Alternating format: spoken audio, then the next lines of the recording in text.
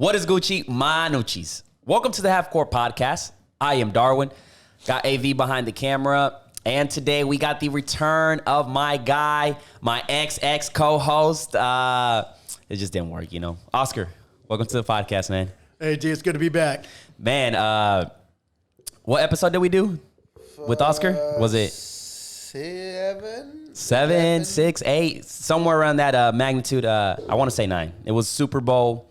After Super Bowl weekend, you know, Right. It was pretty crazy, huh? It's a pretty big deal because at that moment in time, we were talking about so many Latin American cultures as well, so many positivity things that were happening in Oklahoma City Public Schools around education. And this was before COVID-19 hit the wall. So many great and amazing things were going on in the time period, and we could not have thought something like this pandemic was ever going to take charge. Yeah, man, I remember, and then one of the main reasons that I got you back at this specific time is because we need to talk about the school system and how it's working as of right now, how everybody's adapting to it, you know.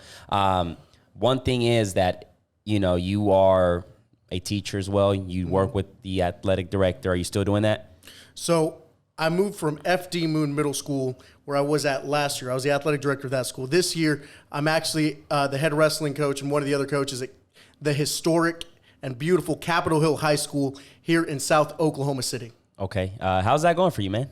I'm going to be honest. It's a lot different being in the virtual setting. You don't have to be all professional. Relax, brother. I got you. Relax, man. Relax. I'm a professional guy. You guys have to understand. Yeah, this. he is a professional, but hey, this is just a conversation, me and you, and obviously AV. But we don't want people to feel tense when they listen to this. They're like, oh, shit, man, it's about to get worse. But let's go back to the whole system, right? You also, as you mentioned, you're teaching, right? Right. How is that going? So there's positives and there's negatives. The positives are I'm able to talk to kids all the time. The positives are kids are actually on their own pace more than anything. The positives are that kids are able to have their own form of FERPA and form of independence in that positivity. The negatives are that we have so many kids that I always say we have kids that learn primarily 3 different ways. They learn hearing it, auditory listeners. We have visual learners that they just see things and they can understand it. Mm-hmm. But primarily what I still think to this very day, we have so many students that are kinesthetic learners. That means they have to be in a classroom and have to be able to move around, actually be able to socialize with so many kids. And that's what they're missing. I have a little girl right now in my 3rd hour. Every single day she has a cooking show. Do you know why she has a cooking show? Why? Because at home, nobody talks to her.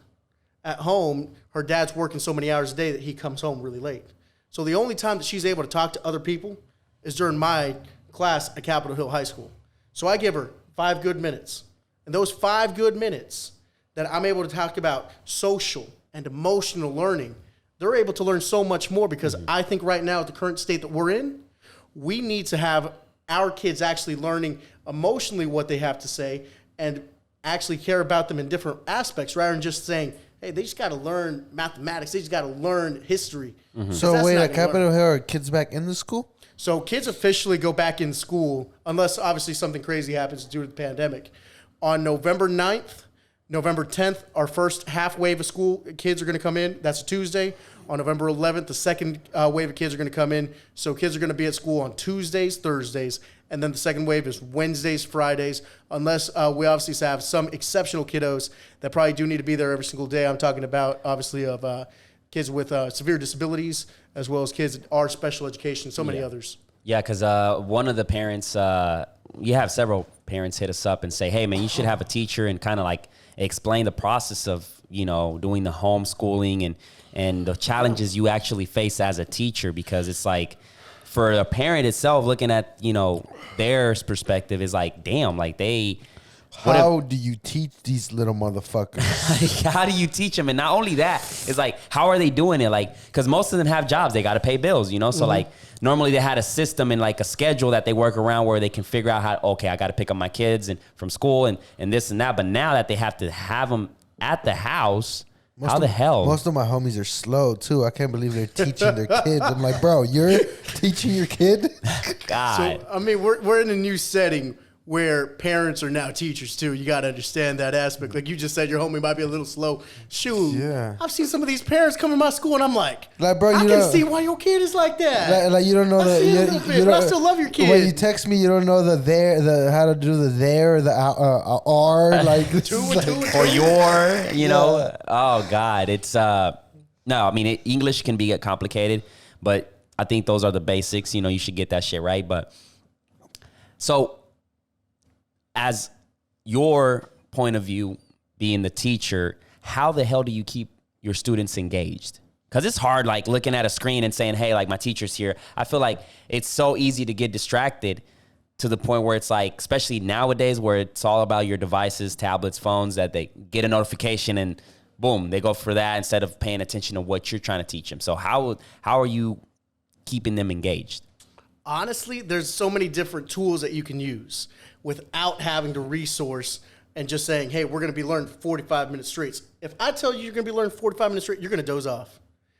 There are rest breaks in my class set up for everybody to be able to learn. You know one game that we play all the time? What? Among Us. Everybody sus. I don't know if you guys be playing it, but I do. Yeah, I've seen it. You've seen it, right? Yeah. But guess how many of my kids play it? A high percentage. So that means I have a 45-minute class, right? Yeah. On those 45 minutes, I teach for about 20 minutes. Then when they get a little bit of a break, then we still end the day. And you guys have to understand this. In my setting, I'm a person that believes in grace. I'm a big person that believes in God. I'm a big person that believes in the man upstairs. So because of it, after every single class, I always tell my kids 4 big things. I tell them, I appreciate you being here. I care for every single one of you. I love you all, and I hope you have a blessed day or a great day, because I can guarantee you, kids at home sometimes don't hear those 3 things. They don't hear that they're appreciated. Sometimes parents are working so many jobs, they can't tell them time that they love them. I mean, how many times has your parents probably said, I love you, but they don't tell you that every day because you already know that. But they at least have one person in their lives every single day that tells them that. So in ways that you guys don't think about, you have to be a teacher in ways to help out their social well-being, to make sure that they're talking to their little friends, and also their well-being as a whole individual. If we're not teaching them that first, and you're not building a relationship with a kid first, there's no learning going to happen. I mean, I remember when I stood here and I said, man, I'm a college professor. I was a college professor full-time 3 years ago. And I thought, I'm just going to go in here and just teach the kids whatever I know. That doesn't work. Because if I never built that relationship day 1, they're not going to trust me day 22. So what you're saying is that before these parents go and teach their kids, they may have to build relationships with them. A little bit. Yeah. You look comfortable back there, brother. Are you comfortable? he's so God yeah, damn. bro, You chilling. shit. Chilling, man. God Looking damn. good back there. He's big chilling. I just worked. All you need is the shades, bro. 8-hour shift. You know what I'm saying? I'm on my lazy boy status right now. Shit. Man, looking good in that shirt that he bought from the Half Court Podcast. Yes. bro. Halfcourtstore.com, ladies and gentlemen. Belly's poking out and my fingers are laced in together. All you need is the daddy glasses and just a fucking... Just be napping, What are bro. they called? The thing You need with the beers? the Corona con lime. Yeah, That's yeah. what he needs. Yeah, See, I know I'm what you're not saying. lying. I'm sober right now, brother. I'm sober right now. I can't. Proud of be, you. Yeah, bro. I gotta be doing For real, these little, for real. these little things right here. So No, but my bad, bro. With that, if the parents are getting frustrated and they're trying to teach the kid and it's not going across to their head, what would you suggest there? 'Cause Like that kid- switching methods or just like go chill out, bro. You know, we'll catch up Chill on this out? later. yeah, because that could be frustrating as a parent because you can kind of see that You're happening. irritated. Like, fuck, Like, why don't hey, you get it? 2 plus 2 is 4. Like, why don't you get it? Or like, you know what I'm saying? Right. Like No, stuff like that. I mean, I get what you're saying. I do. But we also got to understand some big aspect is I'm teaching at Capitol Hill High School. Capitol Hill High School has a high predominance with more than 65% of our student ratio being Hispanic Americans and more than half of our ratio being ELL. That means English language learners. So that means every time I give out a content, you guys got to understand a lot of people don't really understand English as a primary language. And we have so many parents that come in and they can't help out their kid, even though they want to help them out so much, because they don't understand English primarily as a second language. I didn't even think about that. So you got to think about that Smart man. aspect. But Because that's how I was. Whenever I had questions, my parents would just be like, well, shit. go to school. Go to school. They know. And I mean, That's why you're in school, motherfucker, so you can, so you can teach us. Yeah. All of us, get us out of here. For reals. Yeah, I didn't even think about it, especially in that area Right. of the South. It's yeah. What I thought when all this shit happened, like the whole tablet thing at the house, is these little fuckers aren't gonna do anything. Or they're not gonna learn. If they weren't doing anything Retain any already in school, information. you really think they're gonna be fucking doing this shit at home? So a lot of people thought what you were thinking. And I'm going to be honest, there were so many people thinking, hey, we got so many kids and so many parents that are in difficult financial straits that possibly means that some of these parents might be taking the tablets, pawning them off. There were stories of I'll some believe school districts, that they gave kids like an iPad. Little kids that are in elementary school get an iPad. You think about that. They get a brand new iPad or a refurbished iPad. If you're a parent that really is struggling to make ends meet, probably going to take that iPad and just tell a kid, I don't know where it went. We're going to try and find you one, I guess. I don't really know. Fuck, man. This whole thing is just so Right. overwhelming. And it's in every aspect of being a parent, trying to teach your kids, trying to survive and make sure I don't lose my job. And, Yeah. all that shit can kind of I feel like if we look at numbers and stats as far as homelessness and all that crazy shit, I think it's skyrocketing at this point, because a lot of people have been losing their jobs and shit, and these rentals and property owners can't fucking give people a break because they gotta pay somebody. Yeah. They gotta pay the bank anyways. But Right. going back to the school stuff, we can. What would be your tips for the parents that are out there frustrated right now? Tips for parents. This is what I'm going to offer every single parent. Make sure that you're offering your kids grace. Make sure you're giving them the benefit of the doubt in this situation. Our kids will go back to school. I can't guarantee what's going to happen in November, December, or January, but they will eventually go back to school. What scares me, and this is what I tell people, why I don't think going back to school might be the best beneficial thing all the time is when I was working at my last school, I had so many little kids that lived with their grandparents. So those kids might be okay. They might be safe. The kids that are 12 years old. But what happens when that 12-year-old that's asymptomatic or just has a virus and doesn't even realize it goes back home and now the grandma or grandpa has it that's 60-some years old? What's going to happen to grandma or grandpa? And like you just said, some parents, they don't have the financial resources to pay for bills. That means they don't have the financial resources to pay for Medicare or any other type of Obamacare or other forms of health care possibly to make sure that they're able to be okay. So regardless of your situation, when I keep saying, what do we need to do for our kids? I always tell people, you need to make sure that if you're a parent, you got to try and offer them grace. You got to try and build a better relationship and try and figure out 3 things that your kid learned that day. I could care less if it was, I could tie my shoes today. That's what I learned in school. I made a friend today. We have so many kids because you keep telling me about parents get frustrated. You're putting yourself at a position where you're a parent and you're probably over the age of 20-something with a brain that's already somewhat developed. What about if your kid is 10 years old and is already in school? Their brain isn't developed. They don't know what's going on. They don't have a clue what a pandemic is. And then you start thinking about the little kids. You think about those pre-kindergartners and kindergartners that they go back to school and now you try and they see their teachers. And what's the first thing that I always see? Kids always want to hug teachers all the time. And now you tell them, hey, I can't touch you. I can't get close to you. Or playing with other kids or having to wear a mask Yeah. during class and shit. That just takes. Right. And so now they feel isolated. They feel so many other things. And then what happens with kids that, when I was coaching last year, how many kids had asthma? What's going to happen with those kids? And we got so many other straits that it's just a cluster, a form of anxiety, a form of depression, a form of so many aspects that people don't really take for granted every single day because, I'm not trying to be rude or disrespectful. I don't have any kids. So the kids that I see every single day at Capitol Hill High School, they're my kids. Yeah. I protect them and I love them every single day. But that also means that I don't have to take them home, so I don't have to deal with the secondary situation of, hey, I got to make sure that my kids are getting a great education and the other aspect of it. Yeah. So I can see why parents are frustrated, but it's also something that I'm not familiar with because I myself am not a parent. Yeah. With that whole situation, I think when it comes to going back to school, the best way, and I don't know if they still haven't developed something, but I think the best way to kind of prevent the COVID from spreading in the schools is coming up with the solution of testing them and getting results quick, within 10 minutes, 15 minutes. That would be the best solution. Who's going to pay for that, Darwin?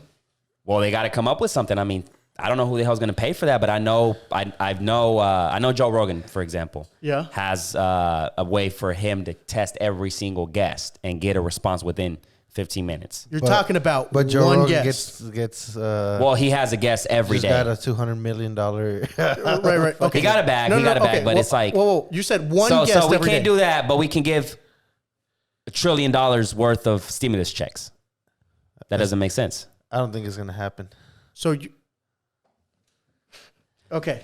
We can. Bro, they wouldn't even pay the teachers already. Like in Oklahoma, that was a big thing. But we like, can give out trillions. I mean, we can. I mean, I don't know. We can just come up out of nowhere. What I'm saying, America's in debt, but we can come out of nowhere and say, "Hey, we're gonna give everybody money. We're just gonna print it." What I'm saying is not. What are we talking about?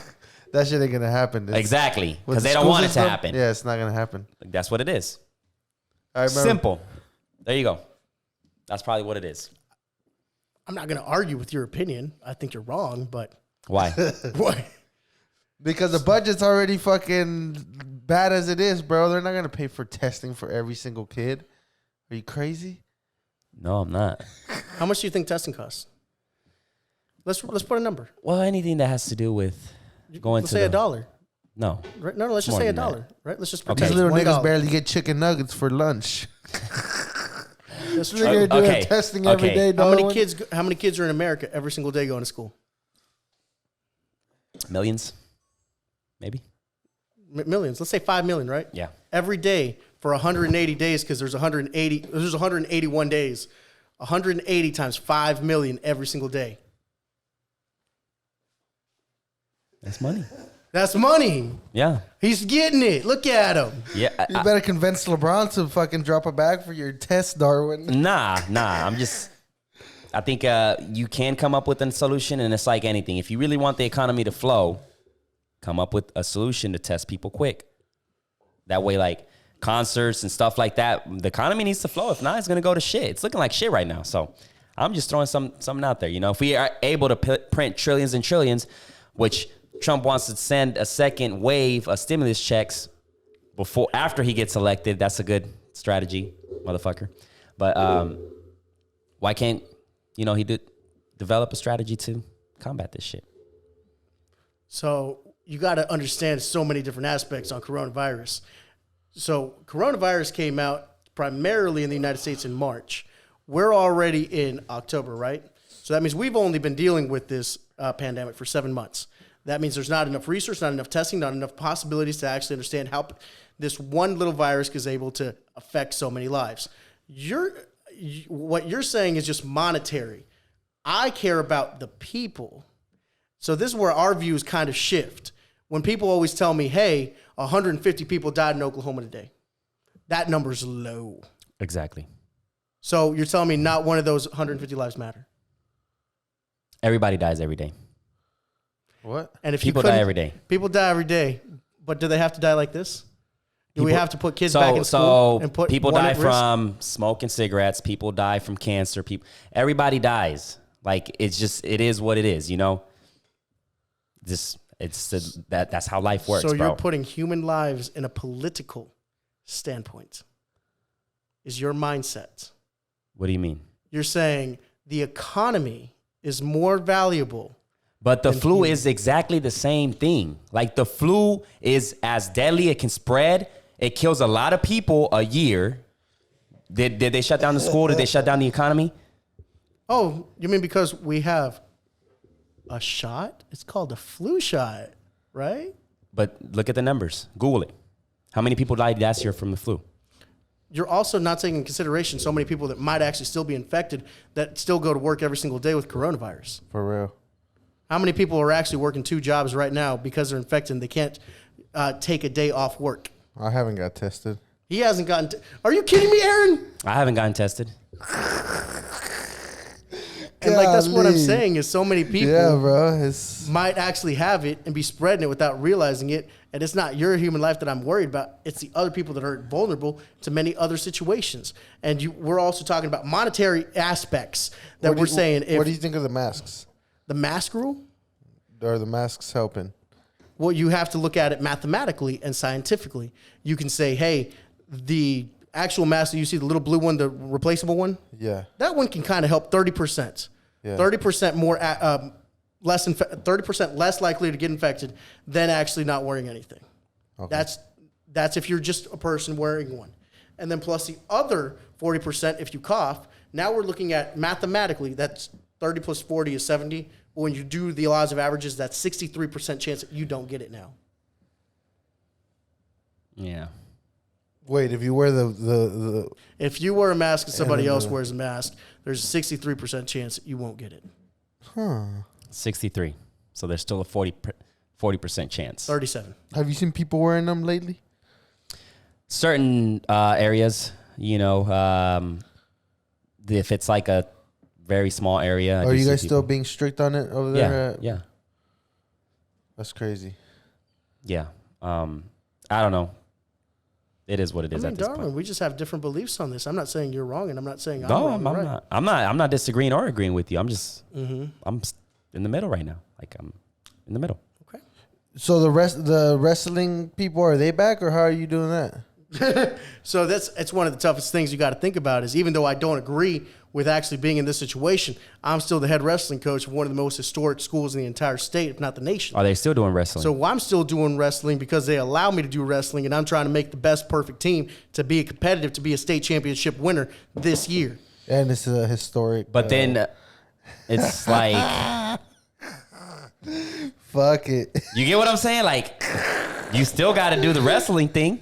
Still got to do the wrestling thing, but there are proper procedures in which we can take every time that we're inside. Stop it. Every time we're in a building, we're wearing a mask. See, baby. yeah, see, now it's okay to, whatever. It's okay. Yeah.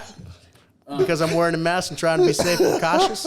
We actually take temperature checks every single day. Temperature checks are full of shit. The NFL is fucking. I can be symptomatic A. Asymptomatic. Or whatever the hell you say it. And temperature fine. Go ahead. Do what you got to do. I mean, to be honest, I don't think there's a way of tracking it.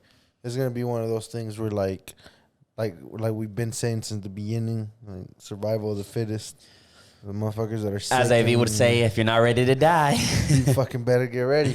But I think that's what it comes down to. Because, like you said, right now, I haven't been tested. You haven't been tested. Right. I think what it is, bro. It's at the end of the day, it's like it is a deadly virus, but more people have recovered from it. Just as like the 99.2. Is that what you're saying? Yeah. And see, then you got the numbers. I think people are gonna rather send their kids to school and risk it than to be definitely fucking with that tablet and. Oh, I fully agree because you got to think about this. See, Ava, you gave a great example earlier. You said teachers were fighting for like a pay raise, and a lot of people kept saying, "Yeah, you know what? They deserve a pay raise."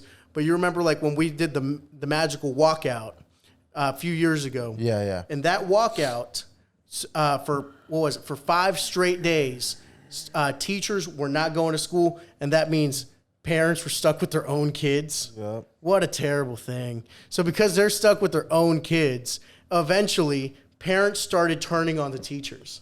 And they said, you know what? I think you teachers are asking for a lot.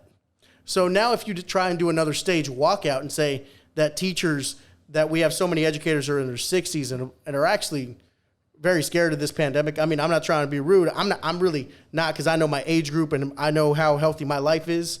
I just found out I had a gluten allergy, so I'm going to be on the come up and lose a little bit of weight because I'm not going to eat no more gluten.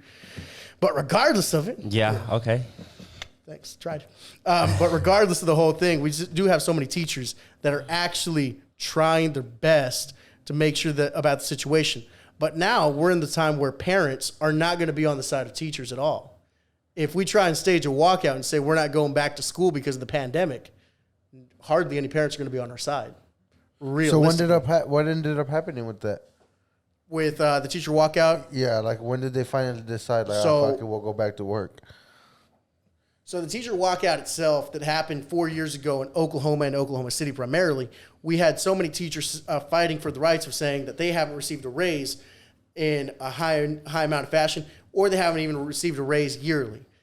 Being an educator basically means that you have to have the minimum of a bachelor's degree, if not something higher.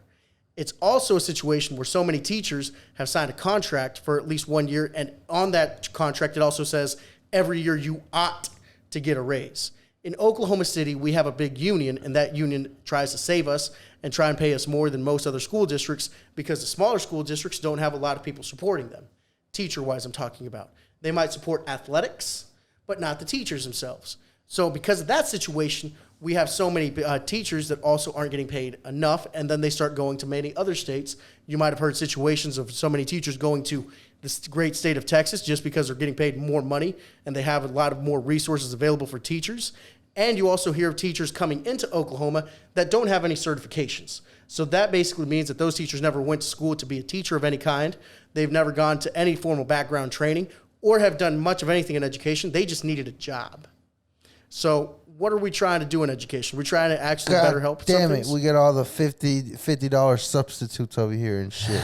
We get all the $50 subs. 54.82. Bitch. 54.82, baby. So if Oscar Loza was the president and they say back in November, hey, brother, there's this Chinese virus going out here, man. It's in China right now. It's getting a little crazy. It's coming. How do you? Coming strong. It might be coming here pretty soon. What do we do? Well, you can do so many aspects that you can say that the president of the United States actually did pretty well. No, what would Oscar do? The president, Oscar. Do? Yes. So Oscar would try and figure out exactly what the extremities of this virus is. You just said that it's primarily in the country of China. So every year, and let me just go off course here real quick, and then I'm going to go back to your question. Every year, people die of the Black Plague, the same Black Plague that had a big virus in Europe that killed so many Europeans. So I would try and figure out where those locations are and what exactly this virus does.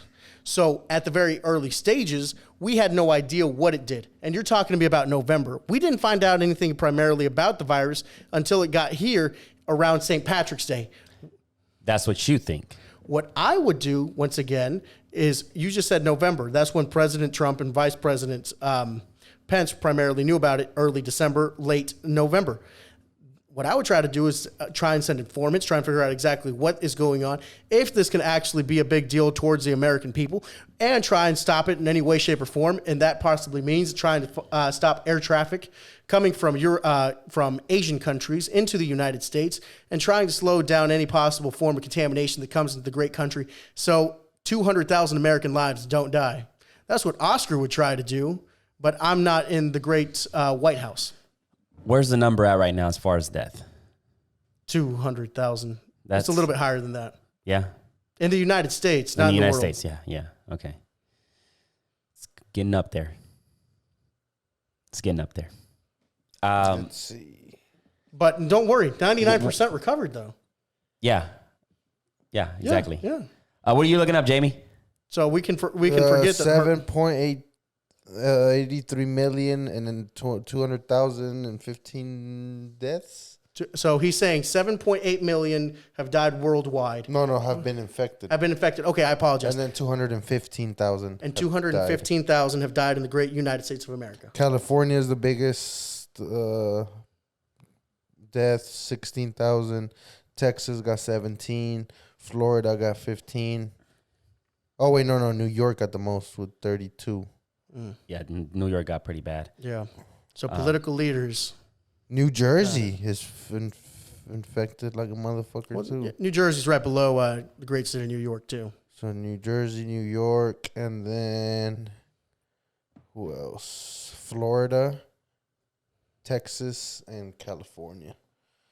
The states with the highest amount of population. Yeah, Man, exactly. I hear like a lot of natives from New York, and they're fucking devastated because it's dead. Like people go out there to this day. It's still like bars are still like closed. You go into the subway. It's desert. It's a desert. Yeah. Only essential employees can go on the subway and things. Do you think New York bounces back? Do y'all think? To be honest, I think right now we're at a point where we don't know who's gonna bounce back and who's. I don't know. There's really no telling, bro. You said yes, of course, to New York. Yeah, every single American state has been a part of the union. We've dealt with so many things, such as in 1918, we had over 180,000 American lives that died from the swine flu or the Spanish flu in the great country, in the United States. You know what I always love about that statistic in the history books? What? Nobody ever talks about, hey, we should probably put those kids back in school. They always say, hey, 180,000 Americans died. It's tough. Being a government from those states that are very overpopulated, it's tough. Like it's a difficult situation. I mean, realistically, think about it. There are more than 10 million people that live in New York City. Then you have Los Angeles that has more than 8 million people. I was just in Chicago. And just Los Angeles. Like, this is ridiculous. Yeah, just Los Angeles. And then I was just in Chicago. That had more than 7 million people or 6 million people inside of it. So, it like with that, like, because if you look up, it's crazy. And it's like the population is clearly overpopulated in Los Angeles specifically. And then if you look at a Google Maps picture from downtown, it's clear. If you look at one today, it has a shit ton of tents. Like, the homeless population there is out of hand. Like, right. And it looks like they haven't found a solution, which is It's only getting worse. It's too, getting man. worse. It's getting worse. These Like, homeless people, it'll be two for every door and shit. Like, on each It's side. true. Like, yeah, bro. Like, but that's the crazy part is, like, how do you come up with a solution for that? Because, like, I was reading an article that they gave a certain amount of homeless, like $8,000 to see what, like, kind of study them and see what they would do with that. And about like 78% of those homeless really did, like, they either got food, others were able to bounce back and shit like that. So, like, it's... I think sorry, go ahead. No, go ahead, AV. I want to hear your statistics. Well, I don't have much statistics, but it's just a thought. I feel that the United States, it doesn't give a fuck at the end of the day. Like we're good people, so we're like, what's the solution, or what's the? At the end of the day, I feel like the United States is like such a capitalist place, to where, like, if you can't get your shit together, if you can't contribute, if you can't do what you got to do, and you end up homeless, then fuck you. That's how they look at it. That's not how I look at it, but I feel like that's how they look at it. Because, like, nigga, you go ahead and fucking die. You're not contributing shit anyway. Yeah. You know, like, it's fucked up, but that's what it is. Like, right? Because you always hear this saying, put on your bootstraps and start working, right? Well, what happens if you don't even have any bootstraps to go and start working? Realistically, how many Americans do we have? There are more than 58% of Americans that don't even have $500 in case of an emergency. Before this podcast started, Dar and I were talking that I was in a car accident just last year, and I had to pay a $1,000 deductible because I was in the car accident, and it was a hit and run. What happens if I didn't have the career choice that I have today? How many people are in my shoes that probably wouldn't be able to afford that, and then they'd be out of a car, and they'd still be having to pay the insurance? Do you think, going back to, like, these big states, do you think there's going to get to the point where they're going to say, let's lower the cost of living? Because in those places is ridiculous too. Like, you're talking about an apartment in LA, a 1-bedroom apartment. You're starting off at $15,000 to $2,000 for just a small ass bedroom apartment. I get what you're saying. You get what I'm saying? So at this point, like, let's not even talk about houses, properties, and stuff like that. And then their state taxes are ridiculous. Just talking, like, specifically California, right? So at a point, you think it's going to be like, all right, let's make cost of living, because a lot of people also are leaving those big states. Yes. They're moving out. Like, fuck it, I can't do this shit, because if not, I'm going to be homeless if I keep this pace of, like, high taxes, cost of living, rent. So you're thinking of a new model. There's different models of progressive growth. You're talking about previously we had so much urbanization. Now we're actually going from, and then we had so many people living in suburbs. So in Oklahoma City, you had so many people living in Moore and in Edmond. Yeah. Right. But now people are actually going back to the big cities in a new process, going back in.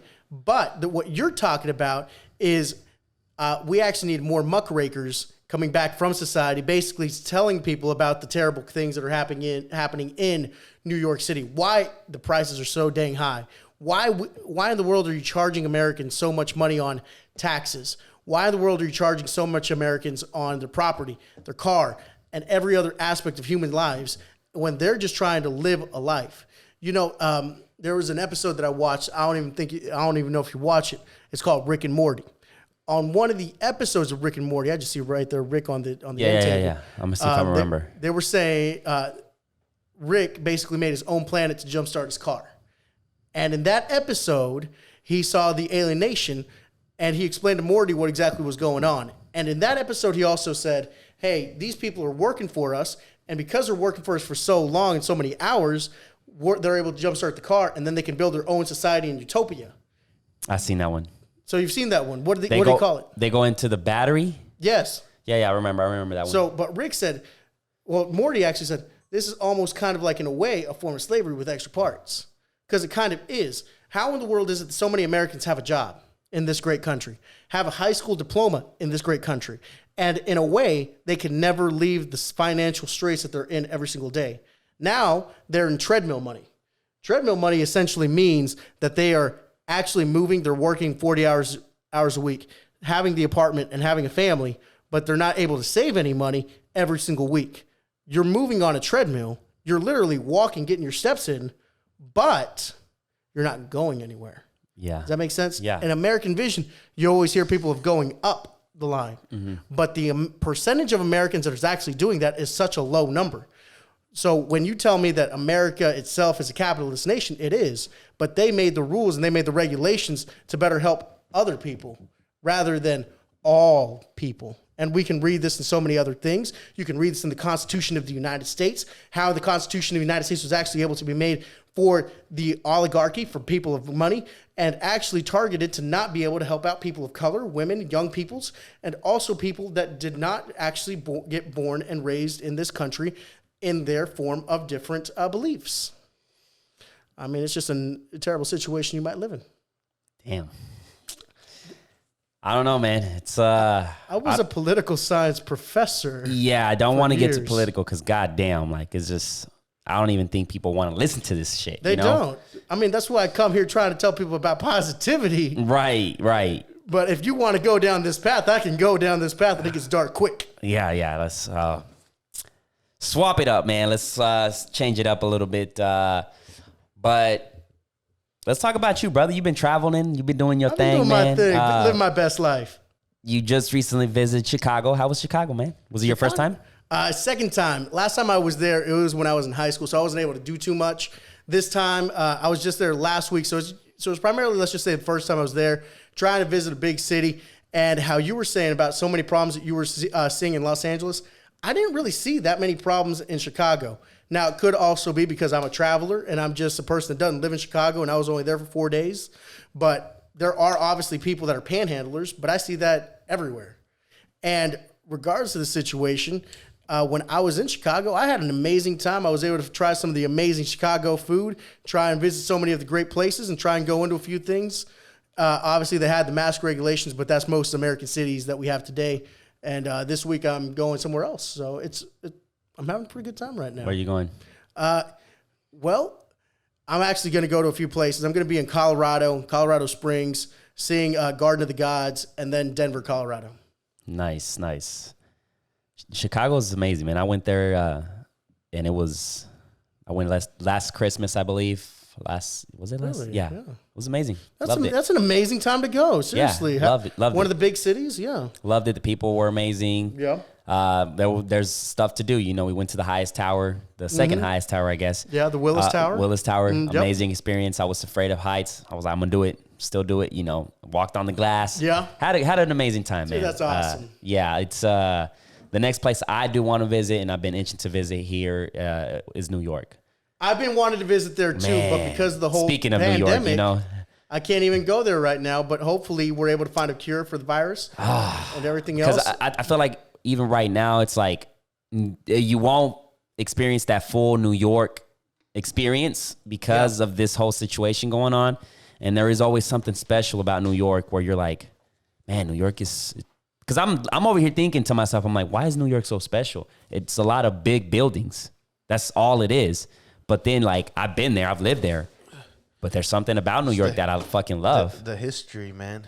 Like, I love New York. Like hip hop. I don't know if I could live there because it's just, to me, it's just so fast paced, but definitely one of the beautiful cities to visit. Like, just the experience, the culture, you know? Right. I mean, how many big names came through that city? How many people keep saying that if you make it in New York, you can make it anywhere? Yeah, How many? exactly. I mean, like AV just said, the history that was there. Yeah. You see how history and modernism is able to combine and clash. How many great things that every time you walk into a big stadium, like let's say you walk into New York Knicks Stadium, you can see the history that was there years ago. And you can also see when you go inside a Brooklyn Stadium. Yeah. It's one of the nicest stadiums in the entire world. And the everybody New York Yankees. I feel that that little logo when you think baseball, that's what comes to mind. Or Madison Square Garden. Like I don't give a fuck what you Boston motherfuckers got to say. The Look at NY AB talking sign. sports. You see him? out of nowhere. Shit. Just got aggressive there, didn't he? Golly. Yeah, because these Boston motherfuckers. You gonna bro. make some Boston fans mad, man. Come Fuck on. I know. But yeah, man, I've been wanting to travel, especially like here in the United States, to go places like Arizona's been on my list. I don't know. Yeah, I want to visit the Phoenix. desert. You know, the Grand Canyon has been one. Vegas. Might go back to Miami. I want to definitely go back to Miami. And it's just been like damn, when is like the right time? As of right now, I don't think it is. But once that, you know, once it opens back, I'm definitely going to go for it. You know, I'm going to go for these places. Yeah, I mean, you also got to think about, you know, I hate saying this about politics, though, but it's a little bit of a true statement is states that are primarily Republican, they let you go into their state because they don't think COVID-19 is a huge deal because of the recovery rate and other aspects. But we also have so many other Democratic states that also say, hey, try not to come here because we care about more on the health side rather than the economic side. So if you are thinking about probably going to Florida, Destin, Florida is a cheap destination. Las Vegas, Nevada, where I was just at. I have been seeing a lot of people go to Destin, Florida. It is Why? cheap. It's cheap and it's beautiful. So in Destin, Florida with Oklahoma City, there are a few airlines. I don't think we're sponsored by this airline, so I'm not going to say their name. So one of the airlines here Good thinking. is it's actually pretty cheap to fly from Oklahoma City to Destin and also from Oklahoma City to Las Vegas, Nevada. That's why you guys always kind No of see wonder all these dusty hoes are over there in Florida. Dusties. Chill out, bud. You Man. on one, man. Chill for a second. Who are you my attacking? But yeah, it's Florida. Destin is like my cousin's stationed there, and like the sand is so white, the water's so clear. Like it's a nice beautiful place, man. Where would you live, Oscar, if you had to go somewhere and live? That's not Oklahoma. Where would you? That's not Oklahoma. Yeah. Man, I mean, there's just so many great places that I'd probably want to live in. First one that comes to mind. Oh, shoot.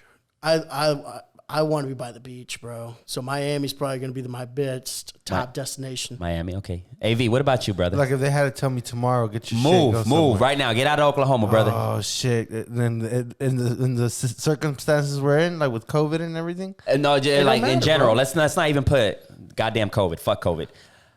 Maybe you got to move tomorrow. Move it. Get out of the state. New York, fuck it. Even New if York? it's a small ass apartment. New York? Why Yeah. New York? I don't know. That's where all the cool shit's at. You got a point. You got a point, but damn, New York. And a lot of the shit I like graffiti. I was born that shit. That's the mecca The of art. fucking graffiti. Just hip hop. Yeah. Like a lot of I think like Complex and their headquarters are over there. So it's a lot of creatives over there, man. It's a lot of. I do agree with you on that. Gary V, Joe Budden, fuck. Was it Manhattan? I lot. think is where they have a lot of Yeah, offices and shit. Like, New York, I mean, shit. I mean, bro, you're gonna meet all kinds of motherfuckers in New York. I just have to I have to stay for a week, bro, because I have to kind of get adjusted to that fast pace and see if it doesn't overwhelm me to the point where I'm like, or even 2 weeks. Give me 2 weeks, because I remember when I was it's crazy because when I went to Puerto Rico, I went back to Puerto Rico. This was like in 2017, I want to say. I went back for vacation for 2 weeks. And when I got there first, I want to leave. My hometown, I was like, man, these fucking mosquitoes. And like the lights were all dark and dogs were everywhere. And like fucking, it was all humid and stuff. Where at? In Puerto Rico. Yeah. The first time I wanted to leave, I wasn't like, I guess I got used to like the AC on all the time. And like, you know. Same thing when I'm in Lima. But then when the second week came and I was about to leave, I'm like, fuck, I don't want to leave. You know what I'm saying? Because I got like, used to it. I got adapted and I'm like, shit, I used to live here. What am I talking about? Like, I just need time to adapt, you know? So I feel like with New York, it would be the same situation. Like probably 2 weeks. First week, I'm probably going to be like, fuck this place. I'm out too fucking fast. And then the second week, as I get adjusted to, I mean, shit, I'll be fucking down. I'll definitely be down. New York would be my second. I feel like I would just find shit to do that I would find interesting every day. New York would be my second, but there's something right now Fuck it. as far as like Darwin, you have to move out. I'll probably If choose. I have nothing to do, I'll just walk through the subway and find some niggas that are freestyling or some shit. Yeah, you would do some shit like that. New York would be my second. My first one is somewhere in Texas. Not Los Angeles. No, I'm not. Not the city of winners. No. I used to want to go when I had like these, when I was a kid, I wanted to be an actor, I wanted to, go to. I hear there's a lot of weird shit going on in Hollywood. But that's the thing. There's a lot of weird shit I've heard too. Like just LA and Hollywood. And like the vibe, when you ask a lot of people that live there and shit, it says like, it's just fake. Bitches getting shot in their foot. And It's fake, man. Like, like everybody's just wanting to like give you this image that they're not. Oh, I got this money and this and that. And it's like just a bunch of fakes. That's what it is. And you got even Post Malone said it on the Joe Rogan podcast that he had to get away from Hollywood because every night he would have something to do. So like somebody would hit him up for a party or a album release or every night there was something to do. So he was, I had to get the fuck away from there. Yeah. Like, it was just. So as I grow up and as I do, and I hear people's story coming from LA and like even like doing research, you're like, would I really want to live there? Taxes are expensive. State taxes are hella expensive. Even if you wanted to start your business, you get taxed the fuck out of it. And it's overpopulated. I don't think I can. Nah. Water's a lot. Water's very expensive. So I feel like somewhere in Texas would be my first option. Second option would be New York. All right. Well, now we know. Now, if it was out of the country, clearly Puerto Rico. And it's not even out of the country because it's still like United States. But yeah, those would be my options. So right now, who's making the decisions as far as like when kids are going back to school and all that? So officially in Oklahoma City Public Schools, it depends on its district. It's the superintendent of our district. So Dr. McDaniel is the representative that actually says when kids are going back to school, looking at the levels. Right now we're in orange level 1. We were in orange level 2 previously. If we go to orange level red, we will be stopping, basically going back into school, stopping athletics, so on and so forth, and actually going back to what we have now. Interesting. If you were that guy, what would you do? If I were that guy, The guy taking the decision on the when we're schools. going honestly, back I'd pick a decision and go with it. Jeez, how many times? Look, this is what kind of frustrates me about you guys say like being a teacher. This is what frustrates me about my job is I am technically supposed to be a stakeholder. That means I should have a vote. That means being a wrestling coach, I should have a vote. But I have 0 votes in my district because I might be a phenomenal coach and I might be a phenomenal teacher. And at times I do have a great voice and a vote in things that I would like to change. But in this level right here that you're talking about, I don't have a vote. If I were Dr. McDaniel, I'd possibly try and look at statistics, try and figure out what the best cause is. But I probably wouldn't be going back to school, not because I don't think the kids should be getting an education. That's not the reason. I just see so many other outlying factors of how many kids actually don't live in a great situation at home. How many kids don't live in a great situation because of the family members, because of the elderlies, and so many other things. And now you're telling me that we have so many kids going back in. I don't think it's a great situation. And looking at other examples, Norman, Mustang, Yukon, schools up in Tulsa, they're closing down right now. And you're telling me because those schools are closing down, we're going to open back up? And we're in the metro? And we're the largest school district in the state? That doesn't make much sense to me. But that's just me at an individualized level. Yeah. So from where we're seeing, it's not working out. Kids are going, basically, they're shutting back down and going back to... Well, in outside of Oklahoma City Public Schools, Norman, yes. So many other schools like that. And they're also stopping football in so many other schools. The NFL's stopping football in so many programs because they're getting positively tested all the time. The MLB had to cancel a lot of games. The NBA had to cancel a lot of games. So with the NFL, is I was seeing, and basically it's a shit show, huh? No, and it's like, as an upcoming athlete, as a young athlete that looks forward to, that only has sports to get out of where they're at, the trenches and, the hood and this dark place that they're at. This got to be very frustrating and even depressing for those young athletes, because they're like, fuck, you're taking. Imagine those ones that are on fire right now. Like, yes. it's kind of like what was that? That have a chance. You know what I'm Exactly. saying? But all this shit is like so weird that all those people that that would usually have the regular draft or whatever the fuck, they're probably just sitting there like what's gonna go on? In the NCAA, if you're just thinking about college wise, they've already extended everybody to get one more year of college football. Oh, I think that would be the right thing. That in college football as well. In the NFL, if you play or you don't play, you still get your contract, regardless of it. The only situation that happens if you don't play, you don't get your bonuses. So let's take an example of Tom Brady or somebody. Yeah. Let's say his contract is $10 million if he plays or doesn't play at all. But he'd get an additional $5 to another $10 million for every single step. You throw 10 touchdowns, you get an extra $1 million. You make it to the... Is it really like that? Yeah, it's kind of like that, bro. Oh, Yeah. shit. Did you not know that? No, not really. I just So thought it was just a base pay. You getting paid $10 million a year to do this. If you make it to the Super Bowl, if you don't even win the Super Bowl, if you make it there, you get an additional $500,000.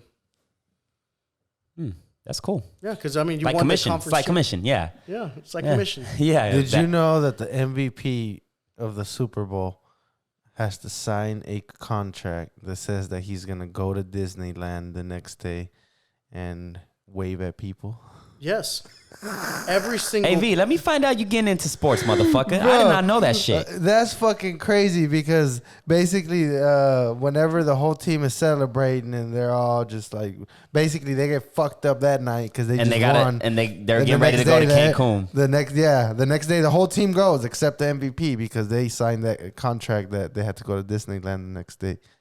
So, But that's Disney and So their people are probably goddamn like, monopoly. fuck. That's Disney and their goddamn monopoly. You sign a contract the moment before before the Super Bowl, you sign a contract. All 55 like on one team, and all motherfucker, you mean 55 to on tell the me other. I just played my ass off all fucking season? I mean, the you Super Bowl and I gotta be waving at people at fucking Disneyland. I want to go to Cancun, motherfucker. Like, What they you should mean? they should send the fucking kicker or something over there, like not the. But nobody wants to see it, though. I MVP. think that's all, Yeah. like nobody wants to see the kicker. But at the end of the day, it's all, it's all that monopoly. It's all that Disney money. It's, their ad was fucking amazing.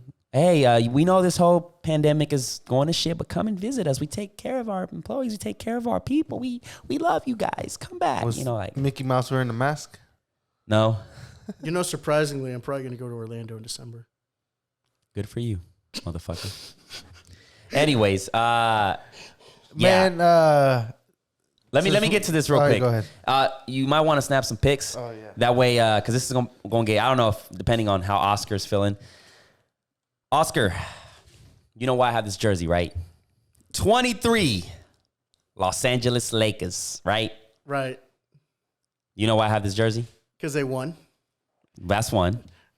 Oh, my gosh. What do you want me to tell you? You want me to tell you that he's officially still the second player in the conversation, that he still isn't winning nothing, that he basically Oscar. won because the team that he bought? What do you want me to tell you, Darwin? Oscar, all right, let me ask you this simple question. I already know where this is going. God, Lee, you're like the Skip of OKC, bro. Nothing but nonsense comes out of you. But hey, honest opinion, Oscar. Honest opinion. With this fourth championship, does LeBron end the GOAT conversation? The GOAT? Yeah. Yeah. I thought I'm not even a basketball player, but I thought Michael Jordan was the Why? GOAT. Why do you? Thank you, AV. Let me get your point. Give me some. Let me get you. From what I hear. What do you hear? Okay, from what you hear. Yeah, from what I hear is His he reliable sources. didn't cry as much as LeBron. Okay. He won more championships, right? Yeah. And he didn't lose as many finals. He didn't lose a final. He didn't lose one final. Okay. How many has LeBron lost? Okay. 6. Okay. I'm gonna get to you, AV. Get ready, because I'm gonna roast your ass. Bro, come on. Okay. Oscar, And then just the shoe. Nobody, you don't see people wearing no fucking LeBrons. You people see no Chill LeBrons? out. I didn't talk about the shoes. logo. I didn't talk about shoes. Oscar, You said goat. I think that. You said go. What do you want me to tell you here? you said, does it end? No, God. Okay, no. shut up. Let me ask. I guess all it's. right. Look. First of all, I'll get to you. You said, first of all, what you heard Yeah. was the Sources. championships, right? The championships, yeah. And then, What else? I mean, just What the else fact was that the he other- lost at 6 finals, that already tells you that. Okay, Like, he didn't. so you lost 6 finals, bro. MJ is the GO, right? According I to you, would because think of the so. 6 championships. And So, the shoe. I mean, where does everybody Bill waits- Russell stand? He has 11. And where does Robert Ory stand? He has 7. Nah, but see, I don't even know who the fuck they are. Exactly. Like Whoa, you, whoa, whoa, whoa, if whoa, you whoa, come whoa, to me, whoa. Did you say you don't know? well, I'm Bill telling Russell, you, I'm he's a not legend. I'm telling you, I'm not a fan. I'm not The Bill a. Russell Award is given out to the MVP Yeah, exactly. of the championship. So you're telling me that But Bill he didn't Russell- know. He didn't know. He's not no Michael Jordan. But he didn't know. No, but he ain't no got a trophy. He ain't no Michael Jordan though. But he got a trophy under his name. But he's not no goat. He's not no goat. I don't even know who. I mean, Should we end this podcast? It's not fair. Anyways. He doesn't know basketball. that Okay. well. But what he heard was that, right? 6 championships. and that's And from then- like if a non-fan says that MJ's the goat, then he's probably the goat because that's the. No. You can't dictate a player because of the championships, because Robert Ory has 7. The NBA is rigged anyway. Fuck all them. Look, if LeBron did that, won his 4th championship, and he has won 3 different teams. He has won. MJ could never do that. Let's be 100. Let's be 100. Could MJ do it? That boy played. He left. He went to. LeBron is in year 17, about to turn 36. Just won a championship and won Finals MVP. MJ, when he went to the Wizards, what did he do? I don't know. I'm Nothing. not a fan. You I'm mean just- when he was the general manager of No, the Wizards? when he played at- I understand what you just said. Yeah. When he was the general manager of the Wizards, Did he have were a uniform? And the Wizards were so bad that he was trying to sell tickets. So he said, "Hey, I'm not going to be the GM no more. I'm going to be the player to give myself a raise to try and sell tickets to get people interested inside of Washington for the first time LeBron ever." did Did that? they make the playoffs? No, they didn't make the playoffs. There was no supporting cast. This is what he's going to do? That exactly what I'm gonna do. Exactly. Man, just like a child. Man, Come on, boy. Just like LeBron James, Just walk like a away child. again. No, Walk away no, again. no, no, no. The game ain't over, and he still walks away. LeBron leaves the Makes team. sense. LeBron leaves the team. Oh, he did They- leave, huh? Before they. That's some sucker shit. LeBron leaves a team, and they go to shit. They don't make the playoffs. MJ leaves a team. They make it to the No, playoffs. but did you? What do you think about that? What do you like? Back on a serious note, On what? the fact that he left the court. Well, that. Look, I don't agree with that. As a player, Is that a goat move? I stay there until the game is over Yeah. because I'm a competitive person. Did Michael Jordan ever leave his team on the court like that?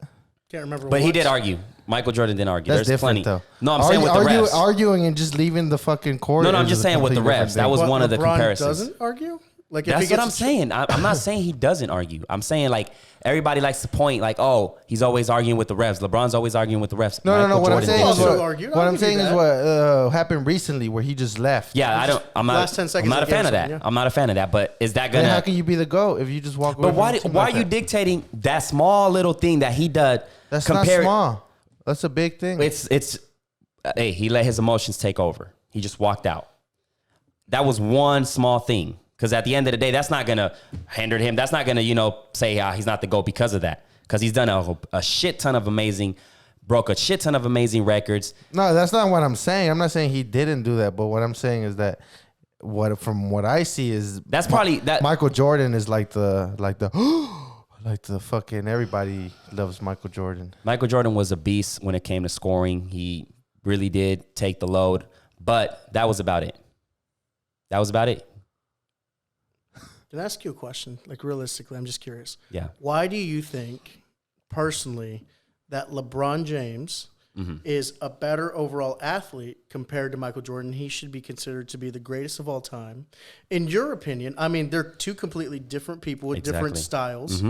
I mean, you could even add Bill Russell back in the mix or whomever you'd like. Yeah. Realistically, because they all play differently. I don't know if I should take your opinion serious, though. You said Kawhi Leonard was better than LeBron. And I still believe that. And I still believe that. Like, I'm over here trying to process, and I'm like, I remember one of the episodes, beginning stages of the Half Court podcast, this man had the audacity to say that Kawhi Leonard was better than LeBron. Hey, can I say something? Yeah. How much money did I put down that Kawhi Leonard was going to win the MVP? The finals MVP that day. Nobody. No. I didn't say. Las Vegas was open. That's Las Vegas. I didn't That's say Las nothing. Vegas. I hate the Warriors, so I bet anything against the Warriors. So realistically, that conversation happened before the playoffs even started. And I said, this is how confident I am. I even pulled out my ticket. I put $50 on Kawhi Leonard. I made a pretty good payday that day. There was a 200-1 odd. Still doesn't make him better than LeBron. Oh, okay, cool. End of the conversation on that. Anyways. I never saw you put your money where your mouth is. What do you think about the call Vegas NBA now. The NBA being rigged, man? What do you think about that? Well, I mean, you got to think about this. Realistically, it kind of is. You've already said, I'm not going to use this example. I'm not going to use this year as an example. You've got to think about this. They said for even matchups, for even equitable ways, you have to make sure that every single star player has a possibility of doing things. How in the world does it mean that the Golden State Warriors were able to have 3 phenomenal athletes and then add another one, 4 great players already on their roster?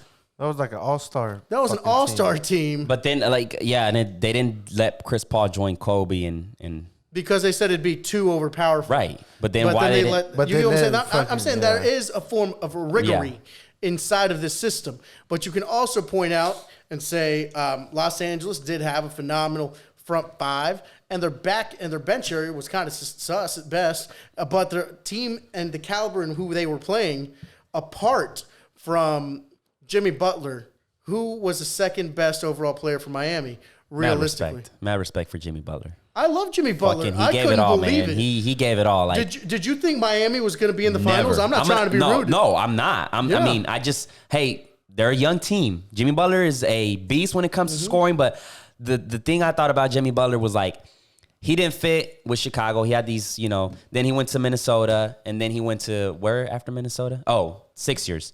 Then worked all 3 teams. Comes to Miami, I'm like, the team is too young, and I don't know if he's going to fit with the system and Pat Riley. Perfect.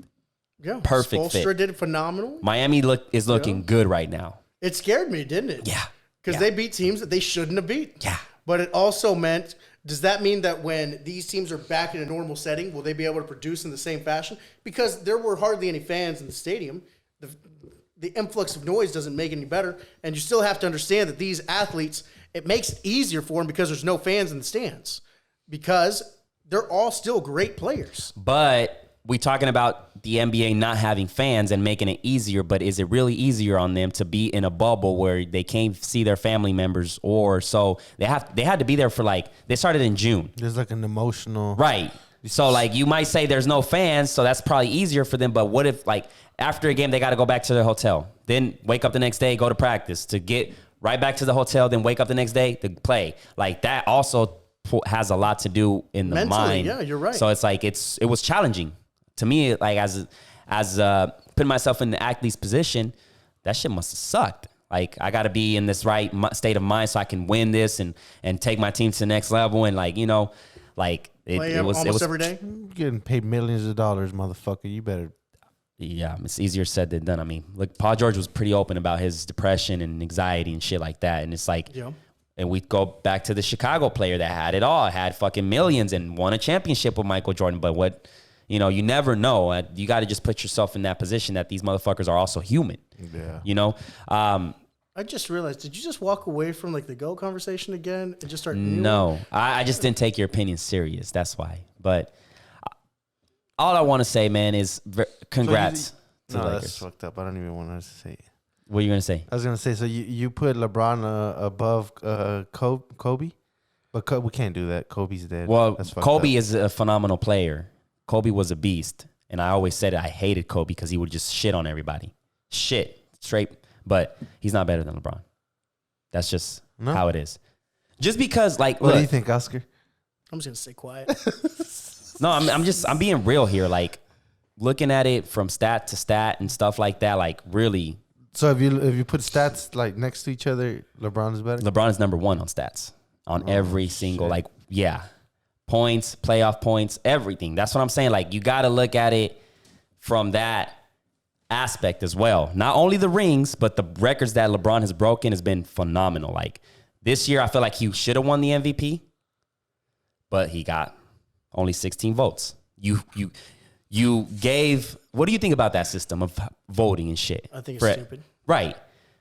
Because both players had, like, Giannis and LeBron had a phenomenal season. But I think if we look at it, year 17, fucking leading the team and leading the NBA and assist and stuff like that, I think it shouldn't be up to the fans. I The mean, votes and shit. It's pretty difficult to analyze it because, you know, LeBron James is kind of like, in a way, you can analyze him like President Trump. You either really like President Trump or you really don't like President Trump. Same thing with the media and the fans, right? So you really like him, like LeBron James, or you really don't for some reason. And Giannis is just kind of the guy in the middle. People like him. He's athletic. He's really tall. He does really great things with the basketball. But the ways that you actually make this happen, the MVP voting is actually very subpar. And LeBron James did bring up some interesting points. That the Defensive Player of the Year one year was on the second team of the defense. Like, I remember him saying that, and I was like, wow. Yeah. It's a really good point. I think when we go back to the GOAT conversation, just to end it at that GOAT conversation, it's never going to end because it's always going to be the 6 rings. It's always going to be that comparison. So it's like you might think MJ's the GOAT. I might think LeBron's the GOAT. At the end of the day, it's like both players I respect. It's not going to have, like, I noticed that MJ diehard fans are just not going to let it go because they're not, period. I posted a status on Facebook and MJ fans were on my ass. No, it's MJ. It's 6 rings. So I was like, 6 rings, cool. more MVPs, more All-Stars, more points. More All-Stars? Yeah, check it out. Didn't leave his squad in the fucking More All-Stars? in the floor losing. How many seasons Michael Jordan played? Dude, you can actually start looking at this. Also, I'm not trying to be rude and disrespectful, but what would have happened if Michael Jordan really Be rude, bro. Be disrespectful. What happened if Michael Jordan didn't go on his hiatus for a few years? You would never know. He never won know. 3 in a row, got so bored, and then he comes back and then wins 3 more rings. Why didn't he ring 3 more after the 3? He retired, basically. He became a general manager. His knees was hurting. It's all decisions too. LeBron has He became a brand. the way he's taking care of his body, he has a good 4 more years of prime. Do you think The Lakers, all they need to do is rotate some players. Danny Green, sorry, you got to go, brother. You got to go. You are a walking trash can. You got to go. this guy's cold-blooded, bro? That's it. I could that last shot in Game 5, I could have knocked that shit, bro, with confidence. That guy. Boom. That's your follow through? Easy, brother. Easy money. But nah, man. Swear. Congratulations to the Lakers, man. I know my brother Marco has to be crying in the corner. You know, he hates LeBron. My question is, and this is just being more serious. Oh, by the way, Bronny's going to get his ass whooped. Bronny, you getting your ass whooped, bro. Nigga got cut with a blunt. Who did?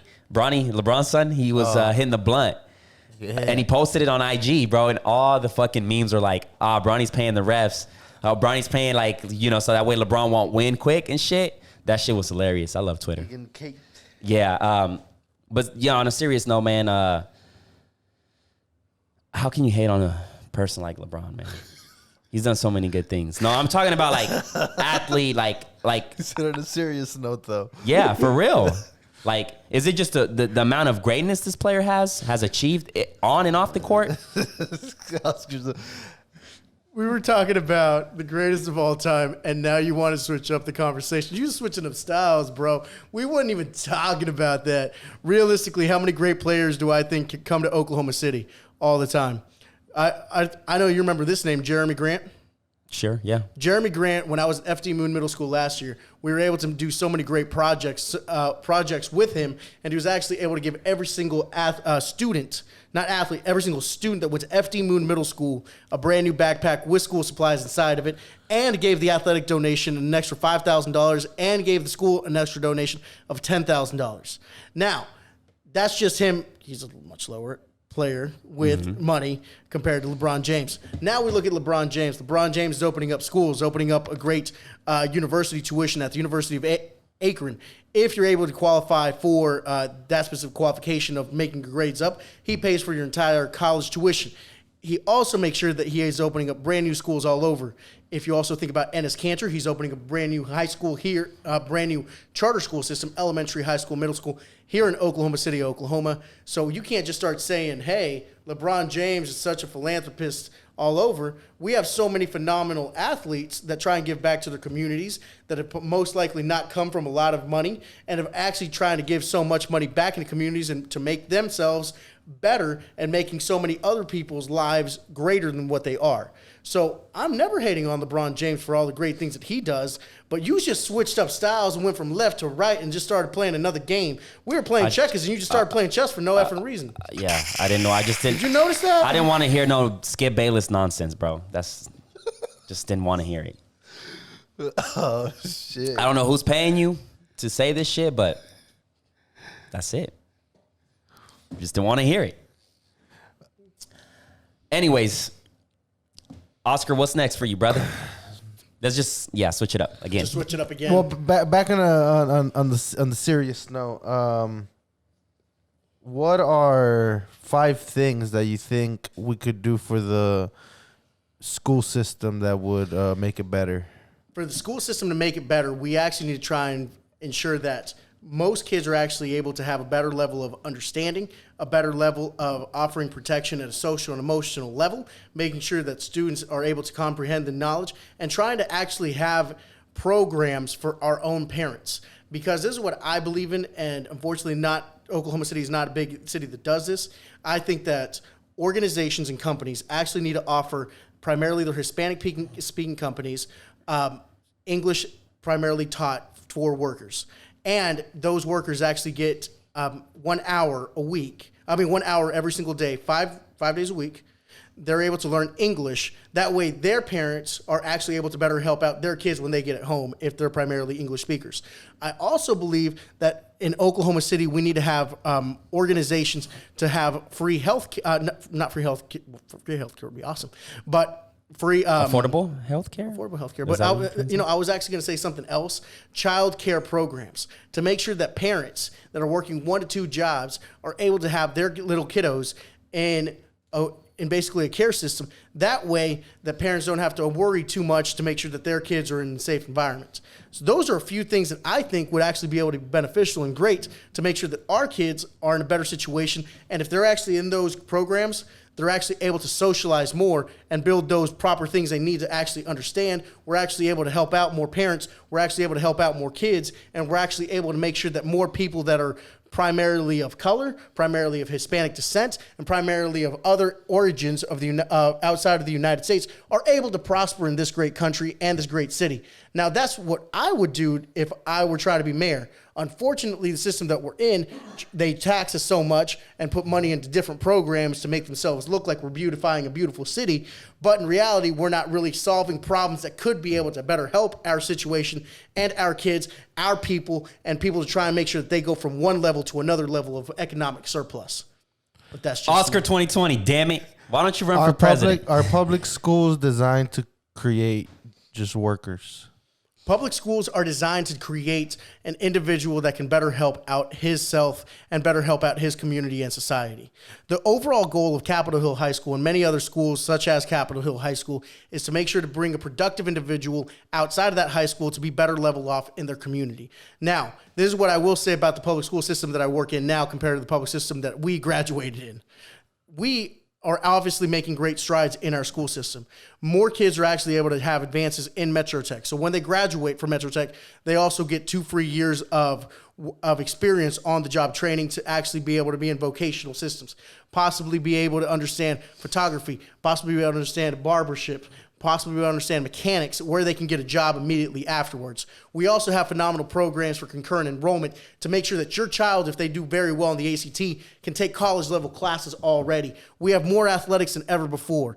I make sure and I vow to make sure that your child is taken care of if they're in my programs. So regardless of the situation, when people say that public school systems don't work, they're working better every single day because we have great people like myself and others that work with me to make sure that your kids are protected, cared for, and making sure that they're making great strides to be in a higher level than they've ever been.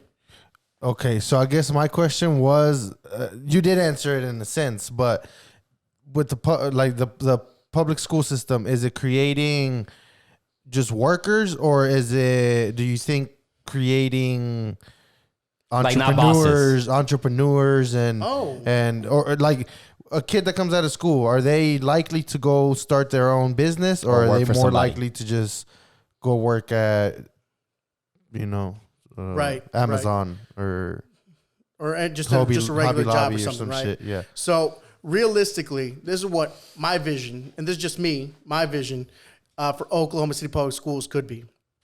And they're starting to make strides on this. If you graduate from any public school system in Oklahoma City Public Schools, I'll give you an example. If you graduate from John Marshall High School up on the northeast side, it's a school of finance. That means you're also going to get a certification in mathematics and in finance. That way you're able to understand mathematics better. If you graduate from Douglas won the debate team because they're the School of Political Science and Law Enforcement. More students who graduate from there are designed to be police officers. At Capitol Hill High School, we're the School of Engineering and the School of Fine Arts. The teachers that we have in the arts system, they make the curriculum for dance, for band, and for choir. So those things are phenomenal just coming from one of our high schools alone. So when you start telling me that more entrepreneurs or more things of this nature, I don't think, in all honesty, and I'm not trying to be mean about it, I think we're trying to get more workers, but more workers that are actually able to have a great career, making more than $40,000 a year, hopefully making about $50,000 to $60,000 a year right after they graduate from high school, rather than be coming into a career in which they're only making probably $20,000 a year, working approximately for $10 an hour, 40 hours a week. Realistically, I think that what we're trying to do in the public school system is making sure that your child, whenever they graduate, is able to be in those systems and those curriculums, that they're able to be a better worker. And if they would like to take those classes, being college and entrepreneurship, those classes are available. But the overall goal might be for working, but with higher levels of pay. Cool. Answer your question? Yep, I did. Cool. So what is next for Oscar, man? Well, realistically, like I've been saying, I'm at a brand new school. I couldn't be happier being at Capitol Hill High School. People always joke around, where do you think you're at? I'm in Beverly Hills this year, baby. That's what it feels like. Nice. I'm with a great student population. Most people don't realize it when they look at me. Spanish is my first language, so I'm able to relate to so many kids at a different level because, like I said, most of my kids come from predominantly the great country of Mexico, and I understand that Peru may not be Mexico, but I'm at least able to translate my understanding and my culture with them, and we're able to clash at a better level. So I do like being at Capitol Hill, and I don't think that I'm probably going to be leaving anytime soon. But I'm also finishing up my principal certification. So who knows what's the next chapter may hold. But I'm really liking coaching here at Capitol Hill. Nice. That's cool. It's a lot, Capitol man. Hill. That's right there in the trenches, man. Yeah, Man. the heart of South OKC right there. How are them little fuckers treating you? Dude, realistically, going from middle school on the east side to being in the south side, people don't believe me on this. Hispanic kiddos have a phenomenal work ethic. But the problem is, and this is what people that are predominantly not Hispanic American don't understand. Les vale verga todo. No, that's not it. That's not it. Is the work ethic is at home. So most kids, like if a parent tells you, hey, we're going to be working here, we're going to be doing like landscaping, concrete, or this thing, the family matters take emphasis over athletics and academics at times. So kiddos, they're so respectable to me and many other people, but they just start thinking, it's like, man, why is this kid not at practice? He must not care. It's not that he cares. It's just that the family system that he grew up in is different, and we have to understand those challenges. They got to go lay concrete and shit. Well, they got to do stuff. They got to pay the bills, man.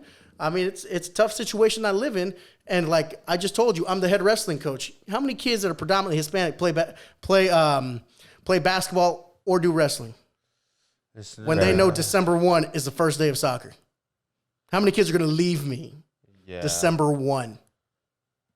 Realistically. You'll have those odd Mexican kids that are football players and shit. They'll stay. That are trying to do different things. They're trying to get exposed to opportunities that they've never played before. I had a young woman this year that her sport is soccer.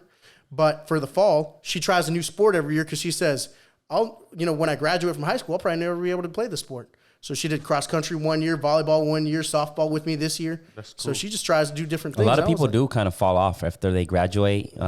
Like if they even played for, let's say, basketball, they were in the varsity and they played for just hobby and stuff at school when they graduate. Let me ask you this: when you were little, what did you go tell your friends whenever you went to go to their house? Like you would knock and be like, "Hey, come on, let's go." It was either ride bikes, play basketball. Okay, play. Let's go play. Yeah. When you hit me up now, what do you say? Hey, bro, let's chill. Let's hang. It used to be let's work out, but we fell off. Well, that's what I'm saying. As a kid, it's crazy. Like kids, they'll be like, let's go play. As you get older, you don't do that shit no more. You're like, let's hang out, bro. Let's chill. I mean, that's one reason Well, I still love it was just the interesting. Yeah, for sure. I get what you're saying, but I feel like it all comes down to balance because I hit up homies that let's go hoop. I guess after high school, like you were saying, why do you think people fall off? It's just responsibilities and shit. Like when we were little, we would be like, let's go play. Whatever. We don't even know what we're going to play. We're going to go play Foursquare, hide and go seek, fucking. Now it's like, we don't even know what the fuck we're going to do. Like, let's go chill. Exactly. But instead of like, let's go chill. Because I mean, basketball, when I play like on my days off, most of the time it's on my days off. It's like, it's a good distraction and stress reliever for me. So like anything else, like when you go and work out, like that's a good stress reliever, distracts your mind for a bit. I feel like you as an adult, you got bills to pay, but just like anything, you make time for the things you want, So it's like. Yeah. I mean, as adults, you got to find positive self-care in your own thing. Because if not, if you're just going to work yourself to death, you're going to start seeing problems in different aspects of your life and trying to run away from them. Yeah. I mean, realistically, that happened to me when I was younger, but now I just see positive things and I try to make time for myself. Darwin always catches me on my Instagram saying, bro, where you at now? Yeah. Never in Oklahoma City. I think it's also realizing, at least for me, what keeps me going and like playing basketball, like not every day, but I do try to do it like once a week, twice a week, is because I know I'm going to slow down. I know I'm not going to be able to do the shit I used to do. I know I'm not going to be able to hang that long, jump, run that fast. So I got to take advantage of that because that's going to be. I guess most people, the reason why they fall off is because they're like so worried, thinking about like, let's say they got kids and then they got priorities. Yeah, like I'm not saying that. Hey, like I guess as you get older, you just get less time to just fucking play. I mean, kids have to do a big part because once you have kids, then like instead of it being about you, it's now about them. Look, check it out. One of the homegirls, this is her fucking. We were chilling and she's like, I wake up, take the kids to school.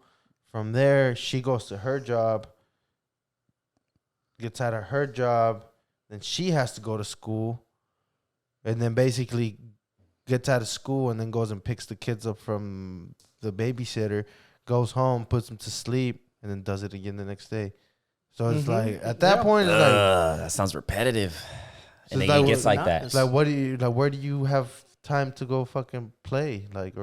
Yeah, so like when I kept telling you have to offer yourself some grace, you really need to. You have to offer yourself some positive self-care. Exactly. You need to. And it goes back to like what works for me is my days off. Yeah. I find time like and you've put yourself in a situation where like you give yourself time for those things because they're important to you. A lot of people, unfortunately, but that goes back to self. They don't put that in their important category when they should. And it goes back to self-care. Yeah, because I mean that's happened to me multiple times. Exactly. I'm like, man, fuck this. Whether it's sports or working out, like not only did you do cardio and now you are healthier, you distracted your mind. You were able to disconnect from this stressful world. You know what I'm saying? So in a way, you did better yourself. You know, and you didn't take the time to do that. Then it's like then you got to take self-care more serious, Yeah, you know? I Find at least once. I would say most people don't, man. They don't. It's sad. It's sad. Well, I mean, you see it all the time. People always are confused with me that I tell them, like, I work out most of the time early in the morning, like 5 a.m. Yeah. And I tell them, well, the reason I do that is from 5 to 7 in the morning, guess what happens? Nobody's calling me. Yeah, That's my your free time. time, yeah. That's my free time. And it's crazy, man, because I remember when I was at Gold's, I would open the times I would open. Those morning people are fucking serious about their time. Yep. So if I was ever 5 minutes late, 2 minutes late, if I was there on time, they would be looking at me funny because they're like, "Motherfucker, you're messing my schedule up." Like this is like you could tell that they were there. Serious, motherfucker. Yeah, like this is. I'm not just here at 5 a.m. because I fucking want to, you know. Yeah. That's probably the only time they get, like, to do that. So it's tough, man, because even like me, I know how good exercise is, and I still neglect that shit sometimes. I'm just like, I don't know why. And it's the weirdest thing because, like, I'll get those times where I don't want to go, but then it's like when I get there, fuck, I'm glad I did because it's like if I feel good, I'm bettering myself, I challenge myself, and it was and then an hour. I guess too another thing where I understand when people like why people don't go. Like, let's say it's somebody that hasn't been to the gym in since high school, I guess. Like, let's say 7 years they graduated high school, and they haven't done any exercise. They haven't. That shit is intimidating, man, because you're gonna be sore than a motherfucker. Like, I stopped working out for a year or so. Oh, shit. Went back, Yeah. bro. Oh, my God. Like, I got through the workout, but the whole fucking week I was, like, all stiff. And so I can only imagine somebody that is my dad's age and hasn't been to the gym. They probably think about that shit and they're like, nah, if I go to the gym, I'm about to be fucking sick for the next. I think with that, bro, is like, because I've been in that position where I haven't hit it for like a month or so, and then I go and hit it. I think it's because you go hard, bro. Like, I go hard. I think it's when we go that amount of time without hitting the weights, I think we have to go into the mindset of like, go soft, go easy. That way you can get your muscles used to it. Because if you go ham that day without, like, you haven't gone to the gym in a month and you go ham that day, you're going to be sore for a week. But not even And ham, you can't though, do bro. shit. Like, even if, like, let's say it's a person that doesn't work out at all. Even just fucking a simple workout is, they're going to think about it before they go do it because they know that they're going to be hurting. They're going to, so I guess that's, I can understand people that Right. don't go because they're just like, think about it and they're like, man, I'm going to go, I'm going to be sore. And Well, they make excuses too, Yeah, and I there mean, you go. there's also like other obstacles you also don't think about. Is some people that don't make a lot of money, then they're thinking, "Oh man, I got to pay like $50 a month that I don't got. I got to pay another $30 for a workout stuff for just one workout stuff. Man, where am I going to get this money?" And then they're telling me to get a trainer because I've never done this before. And then after this, I got to get protein, free workout. I was like, I don't even know what those things are. Yeah, you got to just overcome. You think about all those things. Yeah. 10 gym is $10, and you got YouTube that can teach you. but it's because, see, bro, you're looking at it as you're an athlete. But even like You're, we all started at a point where we didn't know shit. How the hell we get to the point where we at? Because we look, we learn, we do fucking wrong. The exercise is wrong, whatever. But we learn just like anything. There's a first time for everything. So you got to get your foot in the door and try it out. I just told you, people make excuses though. Yeah. So a lady that's 300 pounds hasn't been in the gym in 2 years, 3 years.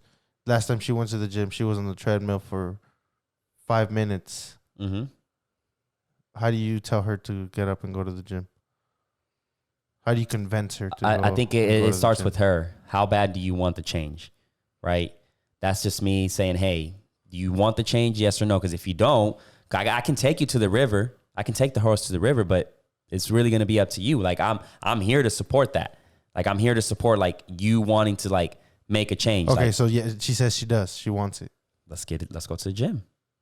That's the approach you take. Sure. I'm like, She wants to that's the change. Let's go approach. to the gym. Man, I'm not going to sugarcoat this shit. Let's go. Like, because she'd probably eat that too. Say what? Because she'd probably eat that too. Like, you want to fucking make a change? You want to lose weight or whatever the case? You want to build? Let's do it. Like, let's go. Dude, what are we waiting for? You gotta be a little positive with people, bro. Like, Am I being negative? Like Am I being negative? That's like telling a pitcher, throw better. If they could, they would. Then let's work on it. Let's work. Thank Danny you. Green, your shot is Let's broken. work on That's it. better. The game would have been over. Your shot is broken. Get your ass in the gym. Snoop Dogg said it. Motherfucker, be ready. When Braun passes you that shit, knock it down. Take your ass to the gym. See, look, But see, it's that's because that's the thing. Hey, we'll get it next time. We'll get it next time. Nah, you're like, make your shit next time.